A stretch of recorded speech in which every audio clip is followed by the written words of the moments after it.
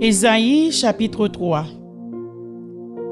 Jugement de Dieu contre le peuple de Jérusalem et de Juda.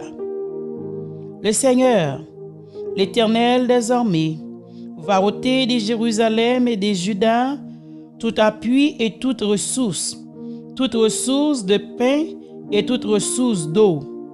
Le héros et l'homme de guerre, les juges et le prophète, le devin et l'ancien, le chef de 50 et le magistrat, le conseiller, l'artisan distingué et l'habile enchanteur.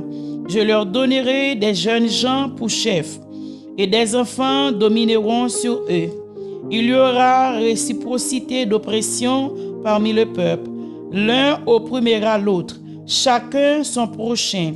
Le jeune homme attaquera le vieillard, et l'homme de rien, c'est lui qui est honoré. On ira jusqu'à saisir son frère dans la maison paternelle. Tu as un habit, sois notre chef. Prends ses runes sous ta main. Ce jour-là, même il répondra, je ne saurais être un médecin, et dans ma maison, il n'y a ni pain ni vêtements. Ne m'établissez pas chef du peuple. Jérusalem chancelle et Juda s'écroule, parce que leurs paroles et leurs œuvres sont contre l'Éternel, bravant les regards de sa majesté. L'aspect de leur visage témoigne contre eux. Et, comme Sodome, ils publient leurs crimes sans dissimuler, malheur à leur âme, car ils se préparent des maux. Dites ce que les justes prospérera, car il jouera du fruit de ses œuvres. Malheur au méchant, il sera dans l'infortune, car il recueillera le produit de ses mains. Mon peuple a pour oppresseur des enfants, et des femmes dominent sur lui. Mon peuple, ceux qui te conduisent t'égarent, et ils corrompent la voie dans laquelle tu marches. L'Éternel se présente pour plaider. Il est debout pour juger les peuples. L'Éternel entre en jugement avec les anciens de son peuple et avec ses chefs. Vous avez brouté la vigne, la dépouillée du pauvre est dans vos maisons. De quel droit foulez-vous mon peuple et écrasez-vous la face des pauvres? Dit le Seigneur, l'Éternel des armées. L'Éternel dit, parce que les filles de Sion sont orgueilleuses et qu'elles marchent le cou tendu et les regards effrontés, parce qu'elles vont à petits pas et qu'elles font résonner les boucles de leurs pieds.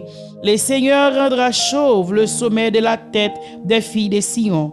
L'Éternel découvrira leur nudité. En ce jour-là, le Seigneur ôtera les boucles qui servent d'ornement à leurs pieds, et les filets et les croissants, les pendants d'oreilles, les bracelets et les voiles, les diadèmes, les chaînettes des pieds et les ceintures, les boîtes de senteurs et les amulettes, les bagues et les anneaux du nez, les vêtements précieux et les larges tuniques, les manteaux et les gibecières, les miroirs et les chemises fines, les turbans et les surtout légers. Au lieu de parfum, il y aura de l'infection.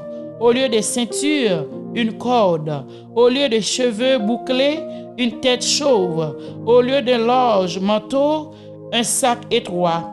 Une marque flétrissante au lieu de beauté. Tes hommes tomberont sur les glaives et tes héros dans le combat. Les portes de Sion gémiront et seront dans le deuil. Dépouillée, elle s'assiera par terre. Que l'Éternel daigne bénir cette portion de l'Écriture pour l'édification commune de nos âmes. Abonnez, commentez, partagez, aimez. Shalom, shalom, shalom, shalom.